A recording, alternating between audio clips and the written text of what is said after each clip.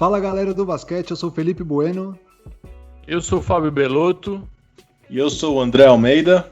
E nós somos o Racha do Filhos. Como estão os senhores? Se melhorar, tudo bem, filho, você. Exatamente.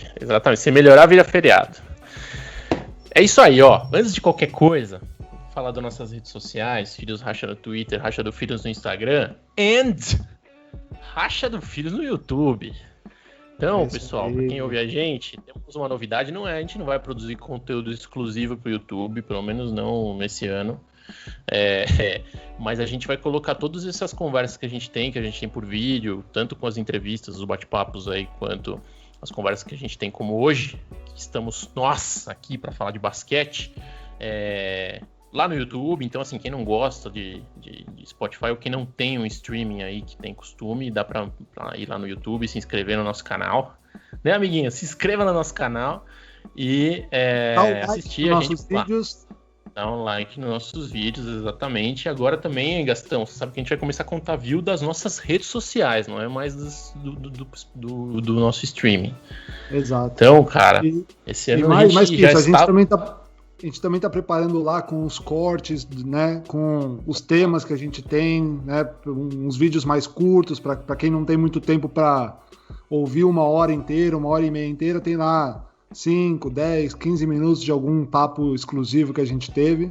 Então, acessem lá e comentem. É legal também ter... Lá é mais um espaço ótimo para ter os feedbacks, para ter os comentários de todo mundo. Perfeito. Bom, sem se estender muito, como eu disse, hoje não temos convidado. E vou ser muito sincero, Gastão, eu gosto muito também quando a gente não tem um convidado, porque primeiro que a gente pode falar mais nossas opiniões aqui, a gente pode se aprofundar mais em alguns temas, e hoje, como a gente já tinha falado lá atrás, para quem é ouvinte nosso das antigas, não tem muito da antiga, né, gente? Tem um ano. De um ano atrás, pelo menos. De um ano atrás, mais ou menos.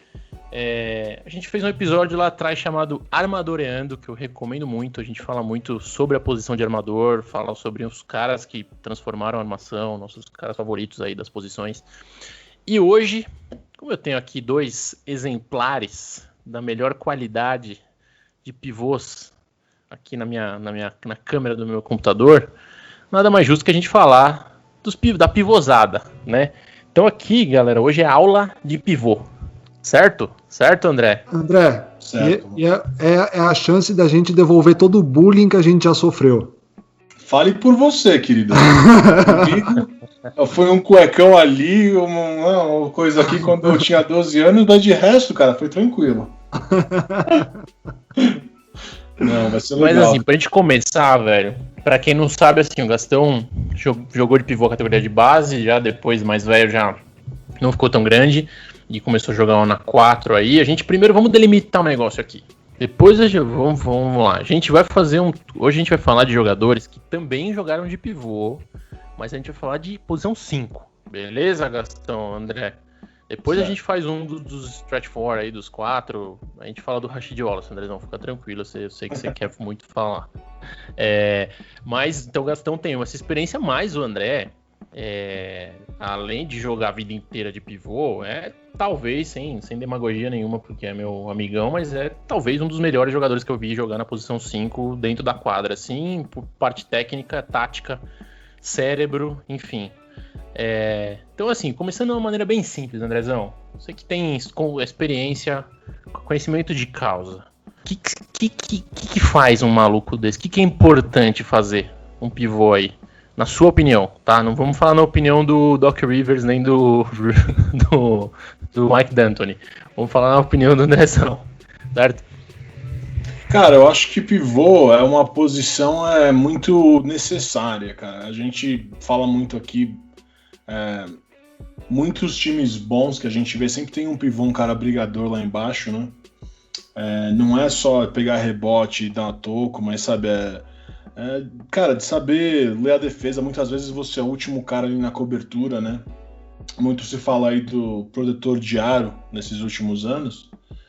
Cara, você é uma âncora ali na defesa, entendeu? A gente vai falar mais aí, hoje mais pra frente nesse episódio, né, de como que tá mudando essa posição, o que você precisa fazer hoje, que talvez necessariamente não se fazia muito tempo atrás, mas, cara, todo time, na minha opinião, todo time que quer ganhar, quer ser um time regular, precisa ter um jogo interno bom ali, entendeu? Não necessariamente um pivô como estrela, mas assim, precisa ter pivôs competentes, gente ali no garrafão que... Confiáveis. Exato. E você, Gastão? Você que Cara, foi pivô e depois foi abrindo. Cara, eu acho que ofensivamente, você não pode exigir que um pivô pegue rebotes, né? Mas o pivô que pega o rebote ofensivo, ele é super, super valorizado, né? Porque não é a sua obrigação, mas o pivô, aquele cara que sabe se posicionar bem, é um cara que leva vantagem e quando você pega um rebote ofensivo, é praticamente 2 pontos a mais. Fáceis. Então, ofensivamente eu vejo o pivô como um cara que precisa buscar um rebote ofensivo, precisa brigar pelo rebote ofensivo e uma parte muito importante tática do jogo, ofensivamente, é um cara que faz um bom pick and roll. O pivô que faz um bom pick and roll, que consegue ocupar o espaço e consegue girar bem, se ele não faz a cesta, ele gera muitas oportunidades de ataque, né? Se vem ajuda, tem alguém lá fora sobrando. Se não tem ajuda, se tem troca, ele fica com um pequeno. Se tem troca, fica com um pequeno, mas o pequeno fica com um grande, tem mais vantagem, ele abre, tem espaço para o cara de fora cortar o grande e ir para dentro. Eu acho que esse é o grande ponto principal de um pivô. Defensivamente, como o André falou, não muito na NBA, mas fora da NBA, é o cara que está no centro do garrafão, é o cara que está ocupando espaço dentro do garrafão. E, muitas vezes, é o cara que está orientando todos os outros, né? Então, como ele está lá embaixo, sempre, na maioria das vezes está lá embaixo, é o cara que consegue orientar os outros na defesa, né? Corta a luz vindo do lado direito, corta a luz vindo do lado esquerdo, tá cruzando, é o cara que tromba com todo mundo quando tá cruzando lá embaixo, né? Então, eu vejo essa função principal do pivô dentro de um jogo de basquete. Tá. Eu vou falar minha opinião aí agora, olhando do outro lado, né? Nunca joguei de pivô, não sei jogar de pivô. Quer dizer, dá pra quebrar um galho aí, se precisar um dia sair todo mundo com falta aí. Na 4 dá. Cara, eu acho assim, e eu vou falar de novo também o meu conceito de pivô, que é um pouco mais... tá um pouco mais desconectado com o que acontece hoje na NBA. É muito importante falar isso, que a gente vai falar um pouquinho do basquete europeu também, que a gente entende que é um jogo que depende muito ainda do center ali. Como o Gastão falou, assim, tem um cara com uma segurança de garrafão ali na tábua. Primeiro que na defesa eu não vou falar que dá uma segurança, eu vou falar que que dá uma coordenação muito melhor para a parte defensiva do time. Por quê? Porque uma vez que você tem um pivô que faz boas ajudas, que, como o Andrezão comentou aí, protege bem o aro, você consegue montar defesas muito mais flexíveis com isso. Então você consegue fazer trocas diferentes, você consegue marcar o pique de várias maneiras diferentes. Então vou dar um exemplo. Se você tem um pivô que consegue só proteger o aro, então você vai ter que fazer um pique aí que você sai por trás, né? Quando você toma o bloqueio, você acompanha o cara por cima do bloqueio, vamos falar assim. Então você acaba que força o armador a bater para dentro, ou o lateral a bater para dentro. E por que isso facilita muito a ajuda, cara? Porque quando você tem um bom protetor de aro, sua cabeça, quando você toma o bloqueio do pivô, já é em quem você vai pegar do lado de fora da quadra, porque sempre, óbvio, vai sobrar alguém, né? Tem um cara fazendo pick and roll, você tá ficando num bloqueio, só que sua cabeça já tá quem você vai pegar de fora. Se você tem um cara mais ou menos, você tem que pensar em recuperar, em entrar na frente do armador, enfim. Esse é um exemplo tosco, tá? Mas se você tem um cara que faz isso muito bem, grande, protetor de aro, de certa maneira ágil pro tamanho, você acaba sendo muito mais... A defesa acaba sendo muito mais intuitiva pra quem tá de fora também. E no ataque, bicho, Primeiro que o pick and roll é o básico do basquete, é a jogada que até hoje ninguém superou aí, né, galera? De ser mais eficiente que isso, certo? Então fazer um bom pick and roll, tem um cara que passa bem, como o Gastão falou, um cara que faz o bloqueio, encontra esse espaço para rolar para dentro. Ainda não tem nada melhor que isso, mais eficiente. Não tem uma cesta mais fácil que isso, que essa, certo? Além disso, isso é uma coisa que pouco se fala, o cara que os jogadores de perímetro, você chutar com um cara que briga no rebote, sabendo que você tem uma segunda chance, eventualmente, é muito mais tranquilo do que você chutar sabendo que se você errar, você vai ter um contra-ataque ou você vai dar um ataque armado pro time adversário. Então todo técnico fala isso, e para quem tá na quadra, é muita diferença. Quando você o basquete é um jogo de confiança, né? É um jogo de erro e de confiança. Então a confiança que te dá ter um cara que briga, não necessariamente que ele vai dominar os rebotes. Se ele dominar, ótimo. Mas se tem um cara que briga no rebote, a desacelerada que isso dá no ataque adversário faz uma diferença gigante dentro de um jogo de basquete, certo? E a última coisa, eu também não sei se vocês já pensaram nisso, assim, quando você usa um pivô da maneira old school, não vou falar correta, porque tem várias maneiras, mas a maneira old school, que é um cara mais dentro do garrafão, e um cara que sabe passar a bola para fora, é o melhor arremesso que você pode dar. Primeiro, porque é um arremesso que você está equilibrado, né? De certa maneira, você está de frente pro aro ali, né? Sempre vai estar de frente pro aro. Dificilmente você vai conseguir dar a bola no pivô, ele vai tirar essa bola, você não vai estar bem posicionado de frente pro aro. Não sei se vocês já pensaram isso. É o único arremesso que simula aquele arremesso que você faz no treino 100%. Que é alguém pegando rebote pra você. Que a bola tá ali do lado da cesta. O cara tira a bola para você, ou seja, aquela máquina que os caras têm nos Estados Unidos, seja o assistente técnico, seja um amigo, seja o colega, ou namorada, ou qualquer pessoa, e a bola chega redondinha ali para você arremessar. Ou seja, é o arremesso que tá todo mundo mais acostumado a dar na vida, certo? Então, cara, tem um marcação, cara desse, não precisa dar uma tranquilidade. A defesa sempre vai chegar atrasada, pode ser que ela chegue a tempo, mas chega atrasada. Porque é o efeito sanfona da defesa, né? A hora que um pivô recebe uma bola dentro do garrafão, ou pelo menos próximo do garrafão, é natural você ter a sanfona para evitar que tenha esse 1 contra 1, né? Então, quando ele gira esse passe pro lado contrário, é muito difícil a defesa chegar a tempo pro chute. Fabinho, legal que você falou isso daí, cara, me lembrou muito, assim, eu jogando aqui, cara, eu não consigo te falar quantas vezes um lateral do meu time teve um arremesso, não livre, mas equilibrado. O simples fato assim, ele tava ali ele passa a bola, você passa a bola no pivô. Aí o pivô pega, dá uma batida assim. Qualquer coisinha que o pivô faz é o suficiente pro cara que tava marcando aquele lateral que passou, ele dá uma olhada, né?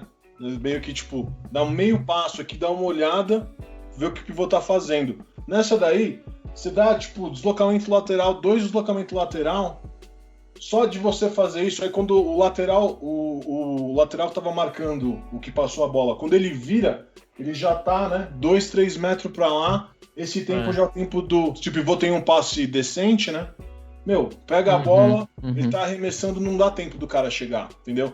E é uma coisa muito simples, mas, cara, não posso te falar quantas vezes a gente já conseguiu ter esse arremesso.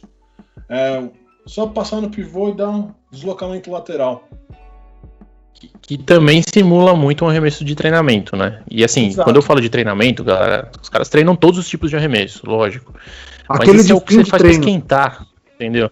Ou que você faz para fim de treino só para corrigir seu molde, ou aquele que você faz para esquentar, cara. Tipo, você chega na quadra, começa a bolinha, dá uma corridinha também da quadra, volta, remessa, o cara pega o rebote. Não sei se quem tá ouvindo a gente já fez, né? Quem pega o rebote corre até o meio, o cara que tá chutando vai pro rebote, né? Então, enfim, é simular o que você fez mais na sua vida como jogador de basquete, essa bola. Então, assim, não tem nada mais seguro que isso. Mas, Gastão, Andrezão, a gente sabe que isso tem mudado ao longo do tempo e tem que mudar. O esporte evolui fisicamente, tecnicamente, enfim. Se a gente sabe que a gente prefere um jogo um pouco mais pesado, velocidade do jogo.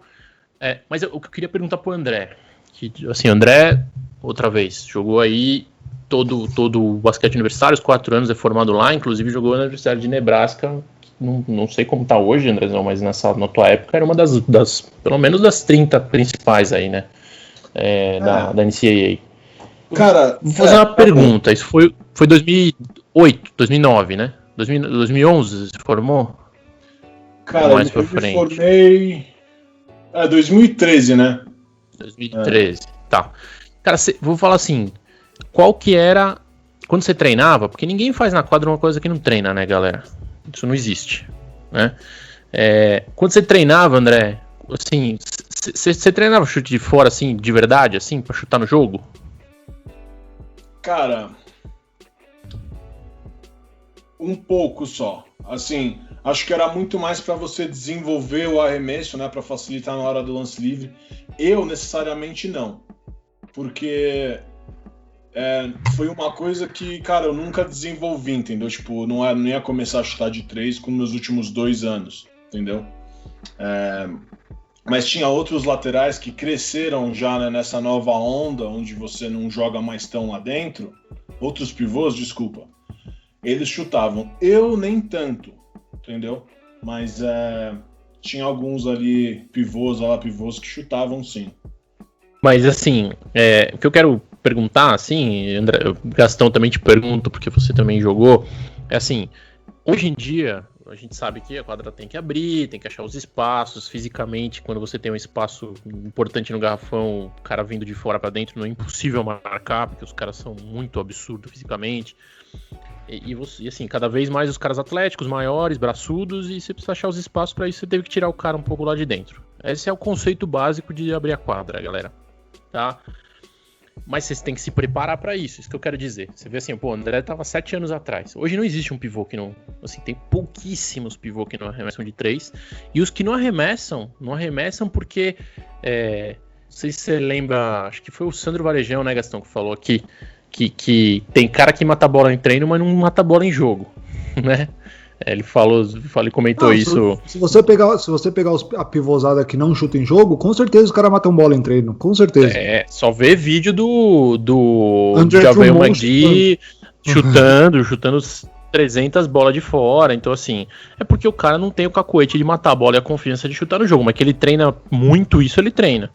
Então, assim, até a metodologia de treino antes, não há tanto tempo, 7 anos atrás, 8, no mais alto nível do basquete universitário americano, não dava conta de todo mundo arremessar. Então, assim, a transformação foi muito rápida, né, Gastão?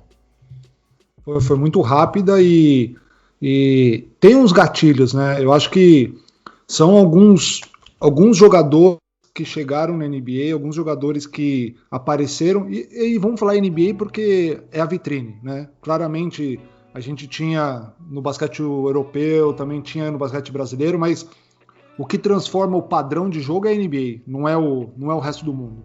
Então eu acho que tiveram algumas peças e alguns estilos de jogo que fizeram com que iniciasse, que fosse o gatilho da evolução do jogo. Exatamente. Sim. Assim, sim. Eu tenho os nomes, né? Eu acredito que vocês também têm os nomes, mas assim, quando a gente fala Andrezão 2013, por exemplo, que ainda não era tanto, mas já tinha alguém que já estava sendo preparado para fazer isso, para mim vem muito na minha cabeça um nome que claramente ele não começou a sua carreira como pivô, mas eu acho que nessa época aí ele já era um pivô. E para mim, uma das peças chaves para isso foi o nosso querido alemão Dirk Nowitzki, né, com o título do Dallas 2010-2011. Para mim, ele foi um cara que começou a mudar, um cara de 2,11, 2,13, chutando bola de fora, com constância, não era aquela bola perdida uma ou outra, né? Era um volume de bolas por 3 por jogo, porque assim, se você for ver, outros jogadores também tinham bola de 3 de fora, né, no passado, mas não era aquele volume, não era um volume grande de bolas de 3. Então eu acho que para mim, um dos caras que teve essa mudança no estilo de jogo, que foi a peça fundamental, foi o alemão. Eu não sei vocês, o que vocês acham. Eu acho que assim, ainda mais quando ele não teve mais perna pra marcar os caras que estavam já jogando aberto, ele como jogava bastante disso na 5, mas ele, assim, foi circunstancial, né? Puta, tem uns craques aí, até o Tim Duncan, cara, que a gente vai falar em algum momento aqui, ele era um 4. Então ele pra mim é o melhor 4 da história do basquete, mas ele terminou jogando alguns anos na 5. O Andrezão falou Rasheed Wallace antes da gente entrar aqui no ar. Quem mais que a gente... Até o Garnett, cara, em Boston jogou na 5, em Brooklyn também chegou a jogar na 5. Então, assim, é natural que o jogo vai ficando mais rápido, esses caras não tem mais perna, né, pra se movimentar tanto, e eles vão entrando no garrafão. Mas, galera, eu queria, na verdade, vamos um pouquinho mais pra trás, porque aí vamos só falar rapidinho da evolução aqui da parada. Não vou ficar cagando regra aqui de cara que eu não vi jogar.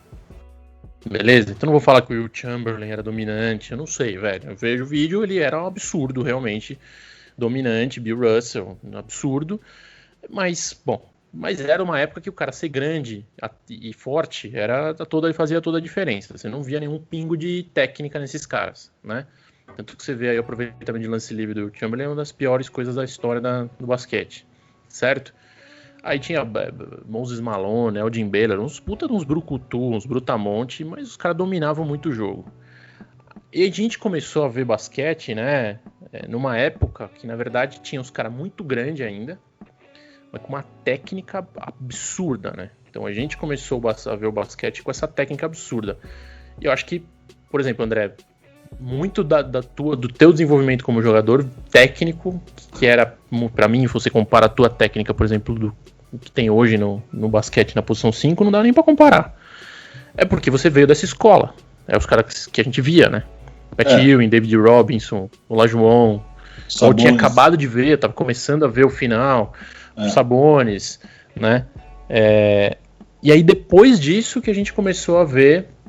E aí veio o Shaq, de novo dominância física total, mas o Shaq tinha uma puta técnica, o jogo de pé dele era sinistro, né? Sinistro. Tinha um gancho muito bom ele também. Conseguiu juntar aquela força física. Conseguiu juntar a força física com a técnica, ele era um mix aí dos caras da antiga com a velocidade de jogo de pé do Olajuwon. Ele não tinha um arremesso, mas ele tinha o jogo de pé. E aí, depois disso, a gente começou a ver os caras abrindo, apesar da gente conversar aqui, todo time que ganha tem um pivô, mas um pivô. Small ball nunca foi campeão, só ele. O que você prefere aí, Andrezão, de todos esses estilos, cara? O que te inspirou mais aí, que te saltou mais os olhos? Dos mais antigões, dessa geração técnica dos anos 90, ou desses caras hoje aí que são super multifacetados, os caras conseguem fazer tudo? Cara, assim, lógico, dá pra gostar um pouco dos dois. Eu prefiro os mais antigões, né? O pace do jogo era um pouco mais devagar, tudo. Mas assim, porra, é legal você ver também, tipo, esses pivô aí, tipo, o DeAndre Ayton, o do Golden State também, que corre muito bem a quadra, entendeu? Wiseman. O próprio Sabonis, é legal você ver, tipo, são pivôs que eles têm eles correm muito bem a quadra, eles sabem, você tem que ter, né, mais técnicas, tem que saber passar a bola melhor, você tem que saber pôr a bola no chão, mas, cara, eu sou um romântico pelos anos 90 da NBA, querendo ou não, entendeu? Vocês lembram, a gente ficava acordado até as 2 da manhã de sexta-feira na ESPN pra assistir o Shaq, o Sabonis eram os meus favoritos, cara. O Sabonis é um cara que eu acho que ele era um pouquinho o pai, né? Um pouquinho das duas épocas. Tinha uma técnica absurda, passava muito bem a bola, entendeu? Eu gostava muito também do Vlad Divac, que era... Ia falar dele agora. Era bem muito técnico, entendeu? Então, assim, Fabinho, eu acho que dá pra gostar dos dois. Eu sou um cara mais, como eu falei, eu sou um pouco mais romântico pelos anos 90, mas assim, acho que dá pra curtir os dois, mas se for pra escolher entre um e outro, os mais antigos. E você, Gastão, o que você prefere? Eu sempre gostei de jogador que tivesse mais opções, de mais ferramentas, vamos falar assim.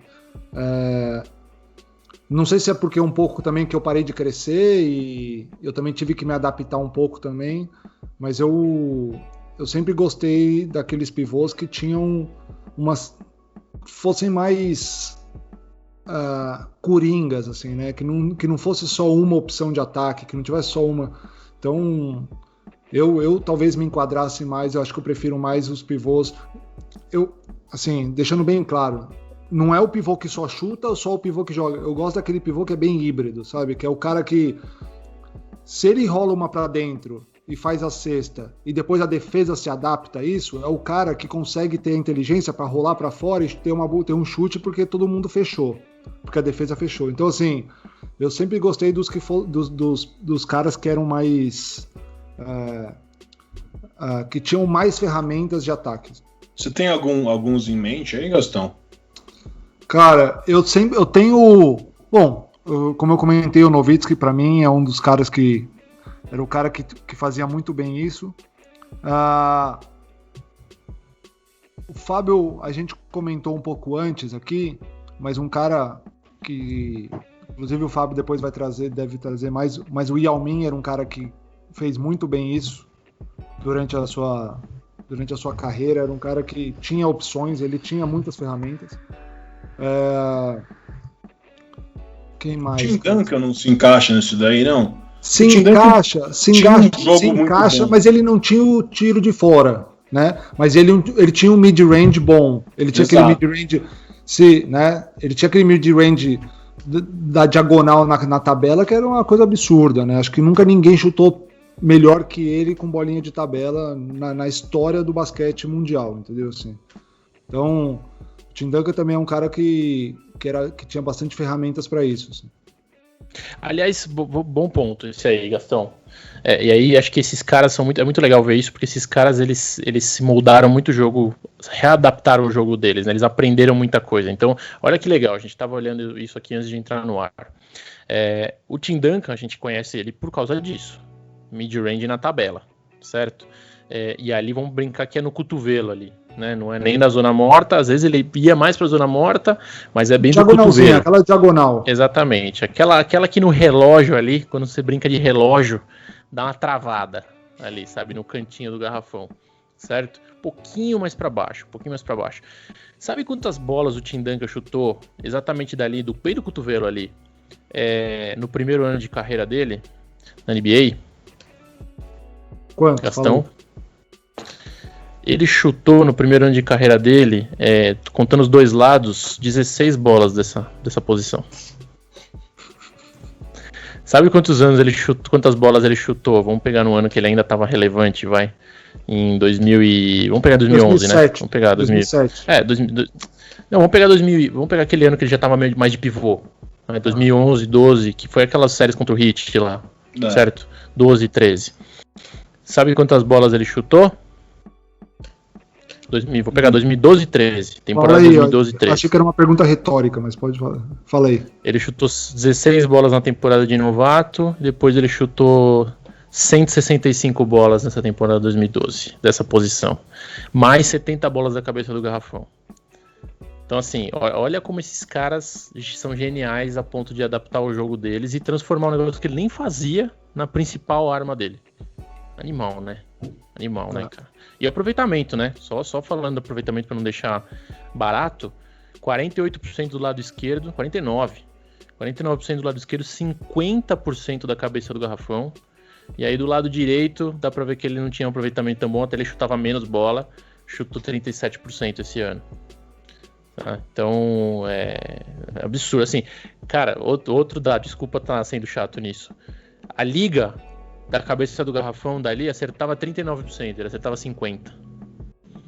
A liga acertava 37,8% do cotovelo esquerdo, ele acertava 49%. Então, assim, não é à toa, né, velho? Que esse cara é um animal, né?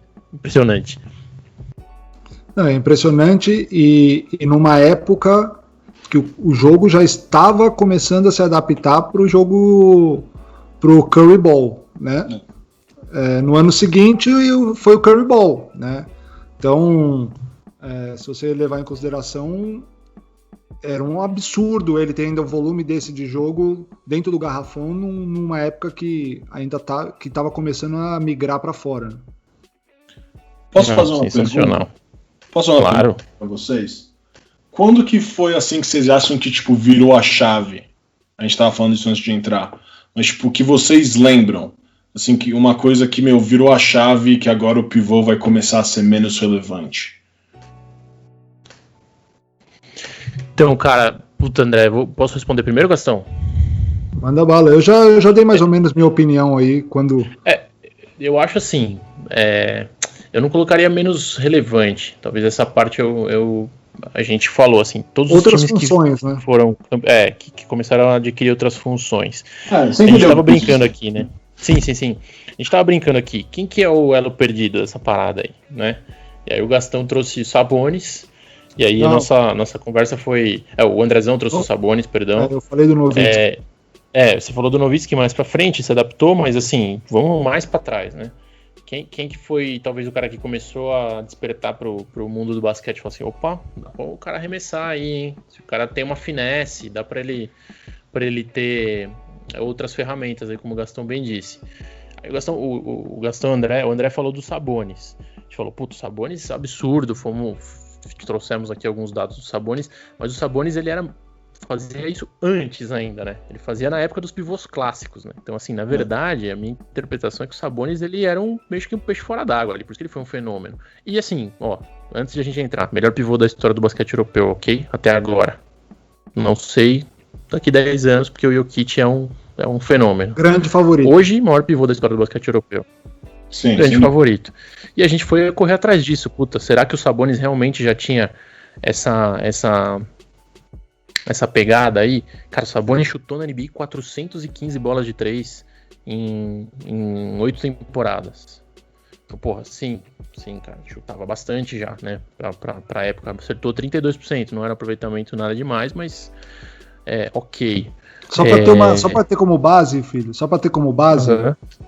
Numa época dessa aí também, por exemplo, o Olajuwon, em toda a sua temporada, toda a sua vida de basquete, que é mais ou menos na mesma época, chutou 124 bolas só. É muita diferença. Eu tô dizendo, o Sabonis chutou 4 vezes mais, entendeu? E era um volume de jogo bem menor do que hoje, né? Você lembra que antigamente os jogos acabaram em 88, 87. Era um jogo que você tinha, era mais físico, não parava toda hora. Ritmo. Número de posses de bola 30% menor do que é hoje, 20% menor do que é hoje. E aí eu vou mais atrás ainda, galera. Tenho dados do Sabonis jogando na Europa aqui, desde 87. Certo? Que o cara teve uma temporada, velho, de 24 pontos, 13 rebotes, jogando na Olimpíada, cara. 24 pontos, 12 rebotes na Olimpíada de 92. Jogando pelo Valladolid, cara, ele teve uma temporada de 22 pontos, 13.3 rebotes. É um animal, né, velho? Nossa senhora, tá louco. Teve média de 2.3 tocos na carreira na Europa. E ele já chutava tudo na Europa, galera. Ele chutou 390 bolas de 3 já nesses anos na Europa aí, que o jogo era ainda menos no perímetro, certo? Só que aí ele meteu 38% de aproveitamento na carreira. Aí já é um aproveitamento de chutador de elite, né, Andrezão? Exato. E só lembrando, ele chegou com 31 anos na NBA, o Sabonis, né? Então, ele, cara, com certeza sentiu a adaptação, a linha de 3 mais longe, enfim, o nível físico dos caras jogando de assim. Então, assim, era um fenômeno. E, assim, pra mim, ele é um dos elos. Ele é um dos elos perdidos. Ele é o primeiro aí, o primeiro cara que despertou essa curiosidade. Mas, na minha opinião, pra mim, o elo perdido de verdade, o cara que começou a transformar o basquete pra tirar um pouco o pivô do garrafão e ter essa finesse aí de ter outras ferramentas, foi o Yao Ming, cara. Yao Ming, infelizmente, é carreira curta por causa das contusões, mas acho que ele não tem todo o mérito que ele deveria ter pela carreira dele. E ele, quando a gente começa a olhar as estatísticas, cara, ele foi um cara que não tinha chute de 3, mas ele já começou a chutar muita bola de mid-range já, né, galera? Não, com certeza. E outra, né? Assim, não era um cara veloz, né?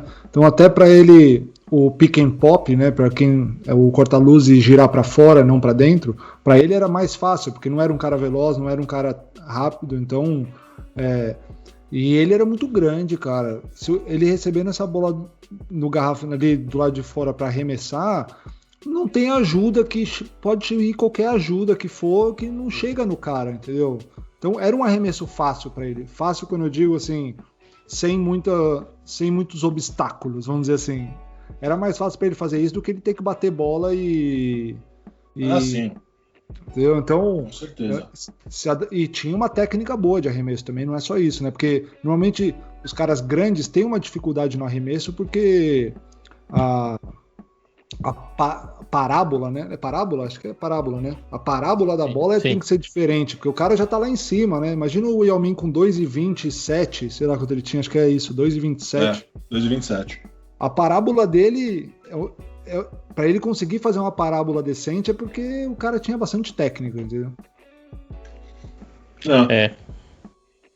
Então, por que eu perguntei isso? Que eu tava dando uma olhada aqui hoje, cara, e tem uma relação assim, tem duas coisas que aconteceram, não necessariamente não é necessariamente ligado a um jogador ou a um time, mas acho que tem duas coisas que eu acho legal, não sei, só vocês falarem a opinião de vocês, que aconteceram no começo dos anos 2000, que meio que contribuíram muito para essa evolução, né? Em 2001, aquela regra de 3 segundos no garrafão foi eliminada. Então, o que acontecia? Era muito agora você podia dobrar num pivô, entendeu? Antigamente, cara, ninguém conseguia marcar o Shaquille O'Neal 1 contra 1. Você vê os vídeos lá antigamente, velho, ele dava 2 bundadas e dava na cabeça dos caras. Aí, com uma ajuda, né, você podendo dobrar, já não é mais uma cesta tão fácil, já não é um arremesso tão conveniente. E uma coisa que eu acho que contribuiu muito foi o hand check, que eles tiraram isso daí em 2004. Então o jogo passou a ser... tudo é falta, né? E a partir desse momento, e eu não consegui salvar a estatística hoje do trabalho, mas a partir desse momento, o ISO, a isolação, quando você tira todo mundo para um lado, subiu demais. E aí é muito mais conveniente para você ter um lateral, um armador que pode pontuar mais, do que jogar bola lá dentro, entendeu? Então eu acho que isso também é uma coisa que a gente não fala muito, né? Quando a gente fala dessa evolução. Eu achei legal, não sei o que vocês acham disso daí. Nossa, não, perfeito, cara. Perfeito, assim, acho que a gente já comentou aqui, né, Gastão, em algum momento, assim, que a NBA é uma antes acho que foi num bar do Filhos, se eu não me engano, que a NBA é uma antes do hand check e outra depois do hand check, né, quer dizer, bom, de ter ou não ter o hand check. Acho que a gente comentou sim num bar do Filhos, acho que com o nosso time, com o Filhos. Acho que quando a gente estava comentando se o Shaquille O'Neal jogar, acho que o papo era se o Shaquille O'Neal essa daí foi na do Monte, acho que foi na do Monte, Fabinho. Bar do Filhos do Monte, que foi o Fabinho, o Gabi Fullen. Pode ser. Pra mim faz todo sentido, velho. Pra mim faz todo sentido. Acho que, claro, aí rola uma inteligência, né, de quem tá coordenando ali, de usar a regra a seu favor e, cara, e naturalmente uma coisa leva a outra, né, velho? Você tem o cara com mais relevância jogando o ISO, precisa ser mais habilidoso para jogar o ISO, você precisa ser mais ágil, você precisa ser menor, você precisa ser mais fraco, mais magro, assim, mais atlético, e aí você começa a produzir um monte de jogador assim, que é o que vai fazer você ganhar jogos. Aquela bola de neve gostosa, né, Gastão?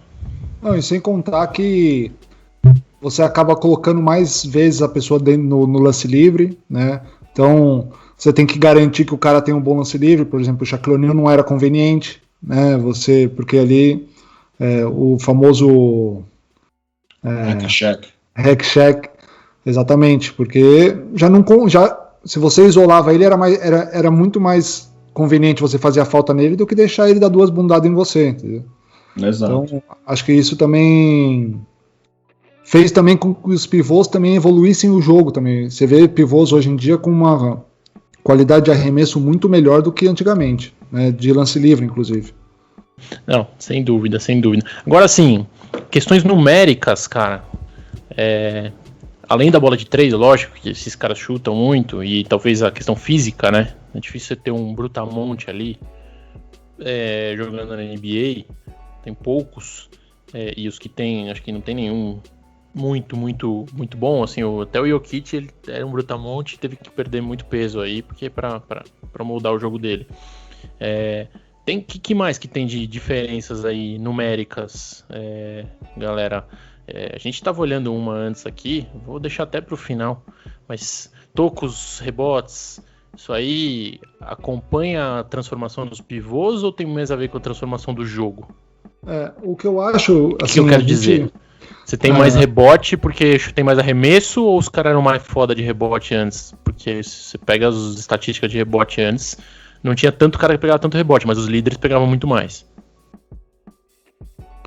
Eu acho que a questão acho que é volume de jogo. É natural você ter um volume de jogo maior, mesmo você mantendo a sua não é probabilidade, a sua porcentagem de acerto. Mesmo mantendo a probabilidade de acerto, você vai errar mais e você vai dar oportunidade para mais rebotes. Eu acho que isso mudou muito. E uma coisa que mudou também, aí o Andrezão pode ver, não sei se ele concorda comigo.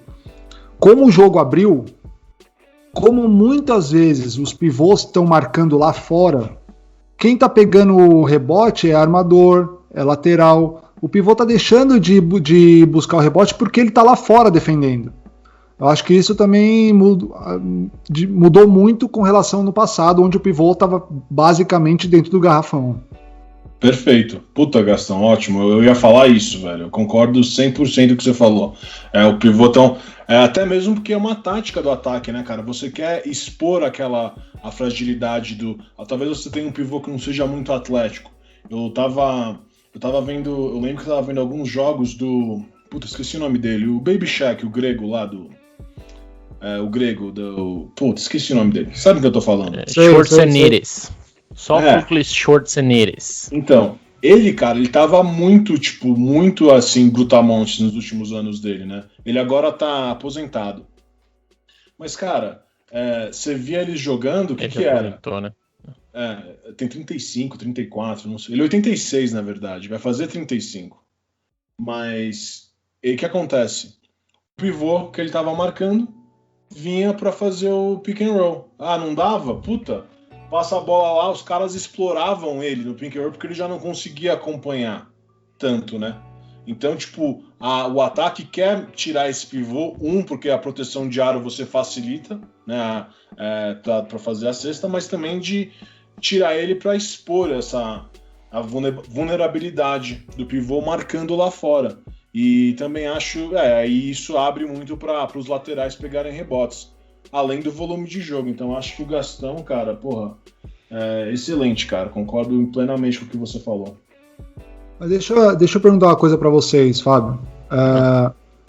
O que vocês acham que mudou no jogo de um pivô nas últimas décadas? Assim? Porque a gente está falando aqui do pivô old school, do pivô new... Qual é a diferença do old school para o new school, na opinião de vocês?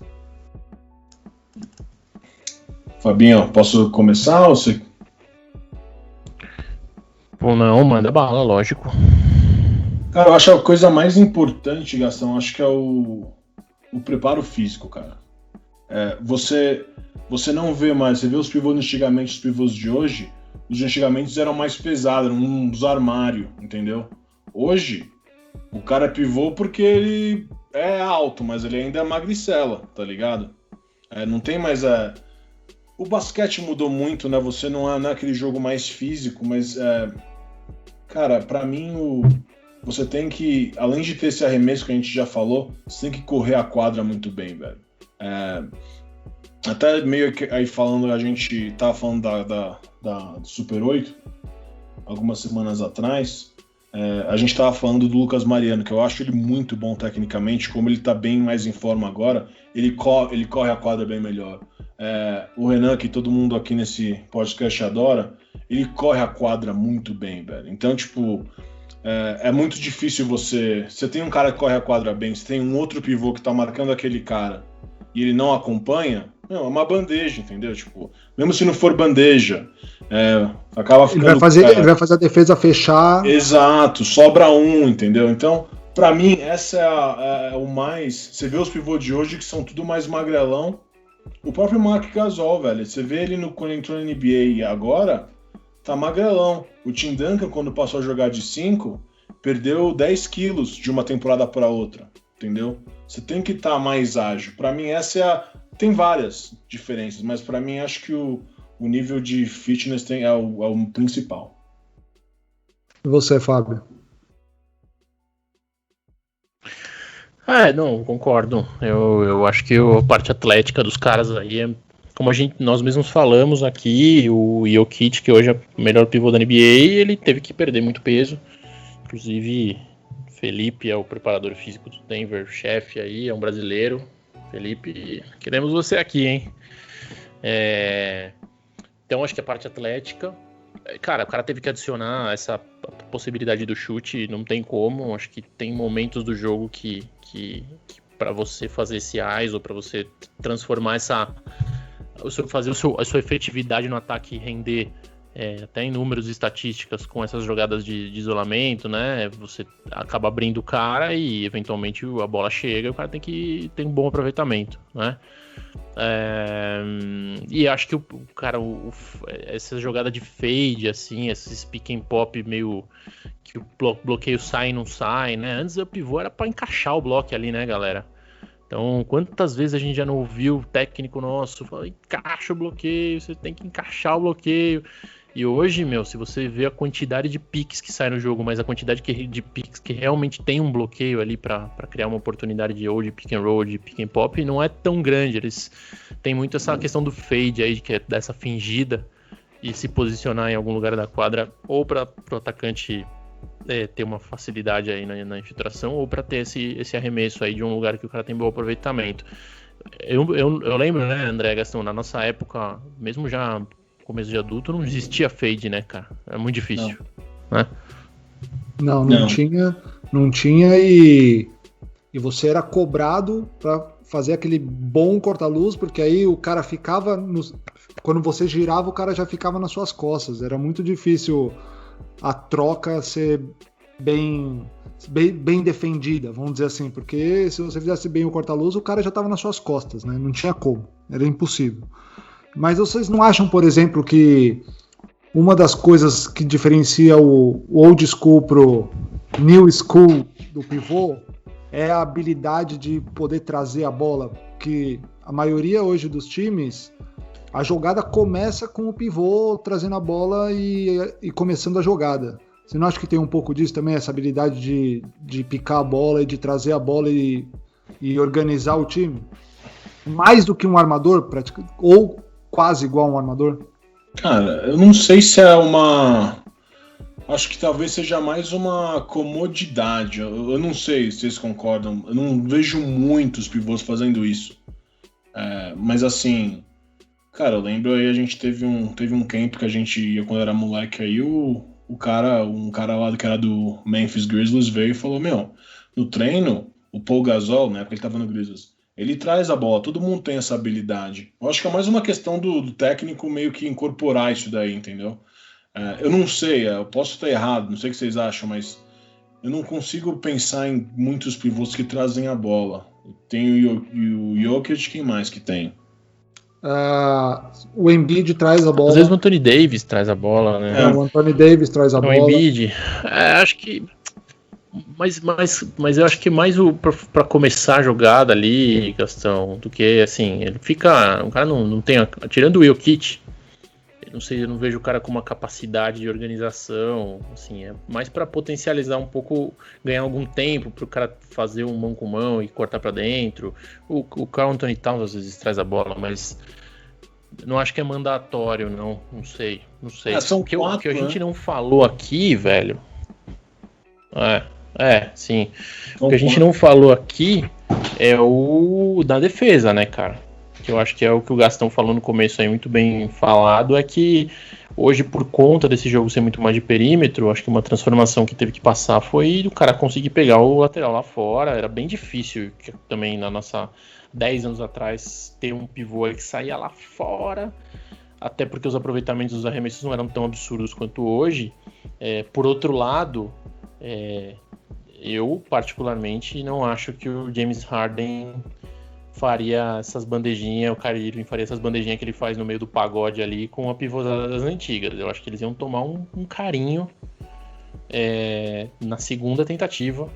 Ou seja, para quem para sair lá fora, os caras eles são melhores hoje, mas acho que para proteção de área eles são muito menos físicos, muito menos eficientes. Eu tenho essa percepção. Não sei o que vocês acham.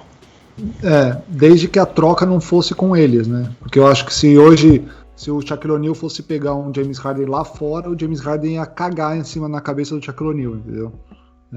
Essa é a minha opinião. A gente até discutiu isso no passado aí, nessa mesma conversa aí. Concordo com você quando não é feita a troca lá em cima.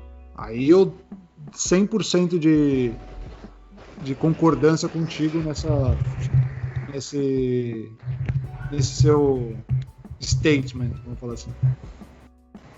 E também tem outra, né, cara? O que você acha, Dan?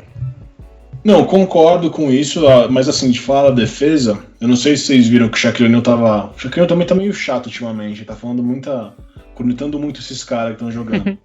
Que ele tava cornetando o contrato do Rudy Gobert, né? E assim, claro, o Rudy Gobert ofensivamente não é nenhuma proeza, tipo, é um cara competente. Mas, cara, quando o Fabinho falou, mas e na defesa? Cara, é o Rudy Gobert, cara. O que ele faz ali, que vocês estavam falando, de sair lá fora, um cara do tamanho dele, que tem essa agilidade e tudo, muda muito a defesa. Não sei se vocês lembram o time de Syracuse em 2010, que tinha o Fabrício Melo, que infelizmente faleceu alguns anos atrás. Cara, ele foi o defensor do ano. Ele era muito marcava aquela zona com ele lá no meio. A 2-3, exato, velho. Exato. Então, assim, Fabinho, eu acho que uma das maiores evoluções, uma das coisas assim mais importantes é você ter esse cara que sabe defender, e que é raro, é por isso que ele tem esse contrato que ele tem, velho. Não é por causa do... Mas ele é um cara que ele é inteligente, entendeu? Não é só saber pular, porque se fosse só saber pular e ser atlético, o Javal Magui tava ganhando aí 30 milha por ano. Exato. Eu quero fazer uma observação do Gobert rapidinho aí, vou aproveitar que vocês são pivôs aí, ver se vocês validam isso que eu tô falando. O Gobert faz uma coisa que nunca vai sair nas estatísticas, que ele talvez não seja o melhor da NBA, ele seja o melhor do que eu já vi fazendo isso. Tem um negócio que chama finta defensiva, né? Que é quando o cara vai arremessar, fazer uma bandeja, você dá uma ameaçada que vai nesse cara, no atacante, mas... Exatamente, é um apavorinho, assim, mas não é um apavoro com o braço alto. Aqui às vezes assim, o pessoal chamava de flash, que voa aquele flash, né? Exatamente. O flash é no bloqueio, né? O flash é no bloqueio. Ele tem aquela finta defensiva que tem a finta defensiva do garrafão mesmo, né? O cara tá batendo pra dentro, o pivô dá aquela... faz que vai e volta, né? O Gobert faz isso, velho, com uma excelência, velho, porque ele tem uma mão gigante, um braço gigante. Você vê que todos os arremessos, ele não precisa ficar pulando, catando borboleta lá em nenhum momento. Todos os arremessos ele vai lá, dá um passinho pra frente, dá só uma fintinha com o braço assim e volta no dele. Ou seja, o Gobert ele marca 2 o tempo inteiro. Então isso explica muito por que a defesa do Jazz sempre é muito boa. Porque tem um cara que ele pode marcar 2 atletas adversários. E ele faz isso muito bem, isso não pega na estatística. É o melhor fake defensivo que tem, que eu já vi, assim. É muito bom, cara. O tempo inteiro ele faz isso. É muito foda. E pra quem tá atacando, no caso, o armador, no meu caso, é muito difícil, cara. É muito difícil, porque você não sabe o que o cara vai fazer. Você não vê o passe, você tem um arremesso um pouco... você não tá contestado, mas você tem um arremesso na dúvida e o passe não existe. Gera indecisão. E aí isso muda o teu arremesso. Totalmente. Então o Gobert, cara, ele é... Como a gente falou no último episódio, é o melhor defensor da NBA, ponto. Então, tanto porque, Fabinho, ele tá já há 8 temporadas na NBA. Ele é muito bom defensivamente, mas a gente tem que também falar isso. Ser bom defensivamente, que você explicou muito bem agora, não é só você dar toco e pegar rebote. Tanto que o Rudy Gobert, apenas em uma temporada, nas 8 temporadas dele, apenas em uma ele liderou a liga em toco, entendeu? Então não necessariamente é um sinal que você dá toco você é o melhor defensor. É saber fazer você conseguir desviar o ataque. E outra coisa que você falou lá no começo, que eu quis fazer esse adendo, mas eu esqueci. Quando você tem um cara que defende bem, protetor de aro, fica muito mais fácil você esconder um cara na defesa, né, que não seja tão bom, né, que não consiga acompanhar. A gente tá falando um pouquinho disso aí uns episódios atrás. Uhum. Não, e outra, né, André? Você falou dos tocos, perfeito, mesmo porque perfeito. Hoje em dia, os tocos, a maioria dos tocos que são dados é na ajuda, é o cara que vem nas costas, é o cara que aparece por trás, nunca é o cara da bola, nunca é no 1x1 o toco. A maioria dos tocos é o cara que vem na ajuda, é o cara que vem pelas costas que você não tá vendo, né? Então, exato. Toco pra mim não significa nada de defesa. Fala aí, Fábio. Perfeito. Não, cara, assim, eu queria só dar uma estatística que corrobora tudo isso. A gente tava buscando aqui. Gastão, você sabe quantos paint touches tem o melhor jogador da NBA, que é o melhor pivô da NBA hoje, que é o Nikola Jokic por jogo, nesse momento na liga? É retórica ou eu tenho que responder? Não, você responde que não. Fala que não sei, apesar de saber. Você fala, não, putz, quantos? Você tá curioso pra saber? Tô curioso pra saber. Cara, ele tem 6.3 toques no garrafão aí, por jogo. O Embiid tem 5.3. O líder da NBA é DeAndre Ayton, tem 12.3, ou seja, esse cara tem o dobro de toques dentro do garrafão que o melhor pivô da NBA, ou seja, cara, realmente hoje abandonou-se a zona pintada ali para ter sucesso no pivô e funciona, de alguma maneira funciona. Eu ainda acho que ele tem um aproveitamento fodido quando ele joga de costas para cesta, mas muito porque o André comentou muito bem aí, taticamente, pelas regras do hand check, por como funciona as dobras defensivas, não pode, né? Então isso faz muito sentido de diminuir, né, esse tipo de o volume desse tipo de jogada. Agora sim, galera, acho que a gente falou, muita coisa taticamente aqui, animal, belas análises. Eu quero saber de vocês. Vamos montar aqui o pivô perfeito. Vamos montar o pivô perfeito aqui. E aí vamos falando alguns elementos do pivô perfeito aí, vamos ver o que vocês acham. E aí vamos já falar o pivô perfeito, contando também o cara que chuta, enfim, o cara que tem que ter um bom arremesso, etc. Quem que começa aí? Físico? Quem que é o pivô perfeito físico? Cara. Assim. Puto, o Shaq vai indo. Aquele Shaq do Orlando, velho.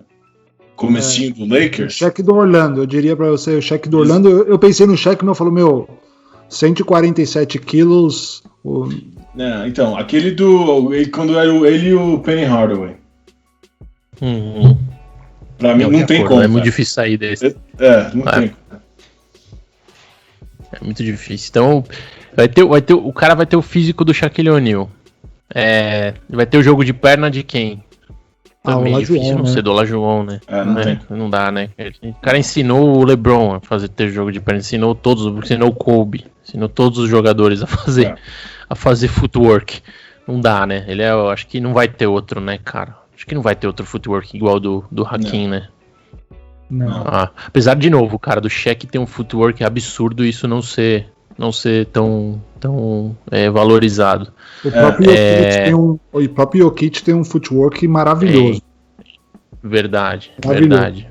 Tem mesmo. O cara vai ter o gancho do Karim, beleza, isso é impossível, mas eu quero saber o baby hook, o ganchinho. Ganchinho é de quem? Esse é bom, hein, velho? Você dá uma discussãozinha. Puta, cara. Janjão? O Janjão, velho, porra. Era animal, cara. Era animal, cara. Foda, jogar muito. Só pra direita, né? Nossa, mas jogava muito, cara. O ganchinho dele vinha aqui de baixo, assim, você nem via, né? Aqui da cintura. Não, mas vamos lá, Baby Hook ideal no mundo. Eu não sei se ele pode ser considerado um pivô, um cincão, mas o Barkley tinha um bom... Charles Barkley tinha um bom... Barkley 4. Tira ele. Fala outro. Paul Gasol, velho. Não. Cara, eu acho que o Baby Hook é do Shaq também, velho. Não sei. David Robinson? Eu pensei, o David Robinson ele tinha uma jogadinha que era na passada, assim, né? Que era melhor. Ele dava umas passadinhas, assim, ele não tinha esse Baby Hook tão bom. Passou na minha cabeça o David Robinson, mas eu acho que é o Shaq, cara. Eu acho que é o Shaq. Cara, é verdade. Vamos de Shaq? Sabe por quê, Fabinho? Aqui com o Shaq, cara, ele fisicamente era tão bom, velho. Ele cravava na cabeça de todo mundo. Então, que nem você falou, o próprio jogo de perna eu acho que era um negócio muito underrated, não é apreciado como deveria ser. O Baby Hook também. O Tim Duncan... que o Shaquille O'Neal ele usava o jogo de perna com jogo de ombro. Exato, cara. Exato. Era impossível marcar, velho. Mas eu acho o Duncan também tinha um muito bom, só que aí o Duncan já era 4, né? E o Duncan ele conseguia usar a tabela, ele ia direto. Mas, pra mim, qualquer um, entre Duncan e Shaq, pra mim, tanto faz, não sei. Tá. Vamos falar o Duncan na 5. O Duncan jogou bastante tempo na 5, vai. Mas então, quem que é o Baby Hook? Quem que vocês... eu acho que eu ficaria com o Shaq, mas eu pensei no Duncan também. Vamos deixar, acho que o Shaq acho que era mais difícil de marcar nessa bola, né? Então, o cara tem o corpo do Shaq, é o jogo de perna do Hakim, o Baby Hook do Shaq... o mid-range. Vamos na defesa. Defesa, pra mim, é a defesa do Duncan. Ou do Gobert, um dos dois. Não sei vocês. Mid-range? Não, a defesa. A defesa? Cara, tem Gobert. A gente, por mais que possa, sei lá, vocês não concordem, mas quando ele estava no auge, que foi um período relativamente curto, o Dwight Howard também era muito bom nisso, de ajuda defensiva. Ali quando ele inclusive levou o Magic para aquela final contra o Lakers, né? Aquela final que era para ter sido o LeBron contra o Kobe, mas cara, eu tô tentando pensar em alguém que não seja o Rudy Gobert, que vocês estão pensando aí. Eu pensei no Duncan e você lembrou muito bem do Dwight Howard. Tem razão, cara. Ele, na época em Orlando ele era muito bom na defesa. Mutombo? Muito bom. Mutombo. É que o Mutombo acho que não conseguia sair um pouco do desafio. Ele era mais protetor de aro, né? É que é defesa, por isso que eu tô falando. Ele tinha um tempo de toco excelente.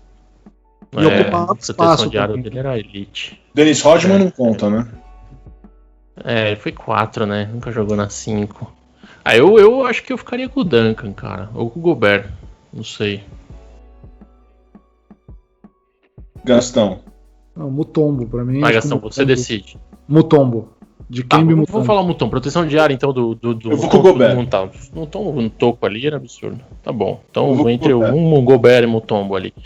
Vamos só, rapidão. Mid-range, mais rápido agora, vai, galera. Mid-range. Pra mim é o Ming. Nowitzki não é pivô, Gastão. Vamos pensar que ele jogou muito mais na 4. Paul Gasol. Bom demais também, cara, tá louco. Mark Gasol? O Paul. Não, e o Mark? Paul. Eu adoro o Mark Gasol. Mid-range? Ele adora. Mid-range, acho que não. Mid-range, acho que o Paul era melhor, mas eu fui com o Yao Ming. Sabonis? Sabonis metia a bola na cabeça, hein, velho? Metia eu vou de Sabonis. Eu ia falar do Sabonis no chute de fora. Tá difícil montar um cara, só tem muito cara bom. Chute de fora, acho que fica Sabonis. O Karl Anthony Towns mata muita bola, né? De fora. Ele é o melhor chutador. O Embiid mata muita bola de fora também. Você lembra do Embiid Curry? Do Mas ele só chutava da cabeça também, né? Ele é um especialista aí, né? Você falou bola de fora. É isso aí, verdade. Mas eu acho, assim, pra mim, o Anthony Towns ou o Embiid ou o Sabonis estão na frente. E passe aí, também Sabonis e Jokic, né? Não dá pra sair daí. Aí acho que o Jokic já chegando muito perto dos Sabonis aí. Menção honrosa ao Vlad. Eu ia falar, nossa, você tirou da minha boca o que eu ia falar agora, Anderson. Vlad, pra mim, também era outro. Ensinou o Jokic, né, cara? Exato. Ou seja, daria pra montar uma máquina demolidora de do Sabonis filho. Menos o cabelinho dele, que tá bem feiozinho, né? Olá. Pra gente já indo pros finais aí. Pra vocês, top 3 pivôs que vocês viram jogar. Nomeie 1, 2 e 3, assim, em sequência. Não tipo, esses 3. Posso fazer o meu? Vai você, Gastão. Faz daí. Então, assim, pra mim, Shaq 1, Tim Duncan 2 e Hakim 3. Essa é a minha... Uma lista sinistra, né? Cara, eu acho que pensando em pivô, Shaq, também eu não vi ninguém mais dominante que o Shaq. Eu não vou colocar o Hakim, porque eu não vi tanto, assim, jogos subsequentes dele. Eu vi muito vídeo e tudo mais, eu passava na Band, né? Não vi, assim, tanto quanto eu vi outros. Eu vi, por exemplo, eu vi mais o Sabonis do que o Hakim, sem dúvida nenhuma. Aquelas séries contra Los Angeles, né? Animal. Eu colocaria o Shaq, depois Sabonis, depois...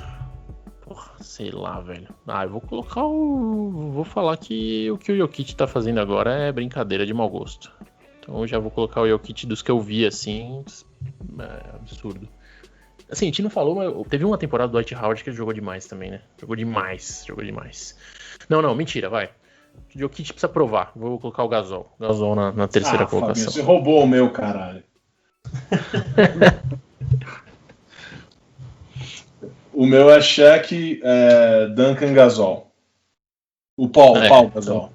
Pô, a gente consegue fechar um top 5 do racha dos filhos aqui do podcast. Filhos.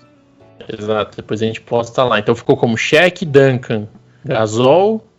Os mais votados, Shaq, Duncan, Gasol. Aí entra o Sabonis, que você votou. Sabonis. E eu coloquei o Lajuon. Esse é o top 5 que a gente...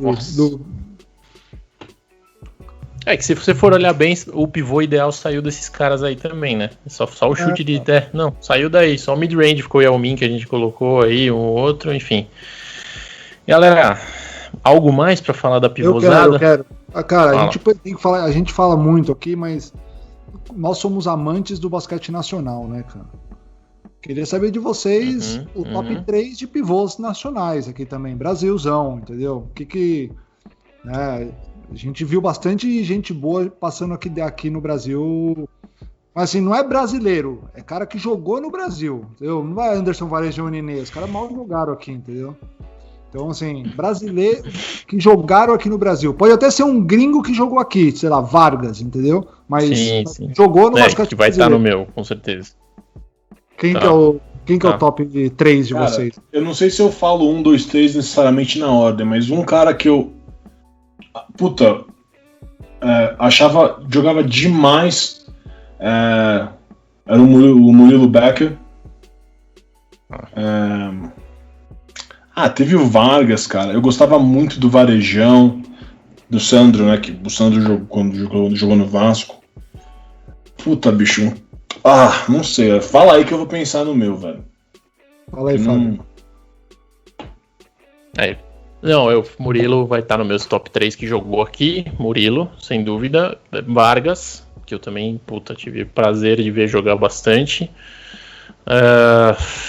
Aí tem que dar uma pensada, hein, velho. Você tem, Gastão? Vai falando aí se tiver. Tem. Você pegou de surpresa essa. Não tava no roteiro. O meu top 3 pra mim é Murilo. Pra mim é o melhor pivô que eu vi jogar aqui no Brasil. Número 1. Pra mim, número 2 é o Vargas. E o número 3 pra mim é o Estevão. Estevão jogou muita bola na época que... Na proteção do aro ali era animal mesmo. E no ataque também, cara. Taco também. A proteção do aro do Estevão era pesadíssima. Dá umas dunk, né? Embaçado mesmo. O Estevão era bom, meu. Tem mais alguém aí que te ocorre, André? Que você que jogou contra vários aí por um bom tempo? Tirando a dunk na cabeça que você tomou do Lucas Tischer, não vale ele. O Lucas Tischer não entrou no top 3. E no top 3 de bola? No top 3 de menor massa cefálica. Bom, deixa eu falar. Ele entra com certeza. Cara, anabolizante. Eu tô pensando aqui, bicho. Eu acho que não dá pra sair desses 3. Eu gostava muito do Sandro, velho. Ele tinha um ganchinho, aquele chutinho ali. O Vargas também era muito bom. Cara, não dá. Só pra não ficar igual de vocês, então eu vou de Murilo. Murilo, Vargas e Varejão. Sandro. Que eu vi. Vou fazer uma menção honrosa pro Hetzheimer, que jogou muito também, jogou aqui. Mas o melhor pivô que eu vi jogar no Brasil é o Nenê, cara. O Nenê é absurdo. Sim. Vocês podem falar que ele é chato, mas que ele jogou tem posicionamento pouco, político. né, Falando de bola. Não no Brasil, brasileiro. Brasileiro. Bola que eu vi jogar o Nenê. O que ele jogou na Olimpíada com 30, ele tava com 37 já, cara. O que ele jogou naquela Olimpíada, e fisicamente, um animal, velho. Não, concordo. Aí, se a gente falar brasileiro, acho que é unanimidade com o Nenê. Não, disparado. E ainda passando por uma doença, né, cara? E ainda teve no meio do caminho, cara, que não é fácil, né, cara? Não, porra, aquele time lá que tinha no Denver, que era... Tinha ele, o Kenyon Martin e o Birdman, né? Os 3 ali jogavam bastante. E o Carmelo, né? Mas assim, os 3 ali eram os pivôs, eles rodavam bastante, meu. Puta defesa animal. Os 3 jogavam muito bem na defesa também, né? Sim, Nenê, sem dúvida. Melhor que já jogou no Brasil. Melhor brasileiro, pivô brasileiro da história. Bom, é isso aí. Pessoal, assim, aula, né? A gente falou, era uma aula de pivô e acho que a gente chegou lá, né?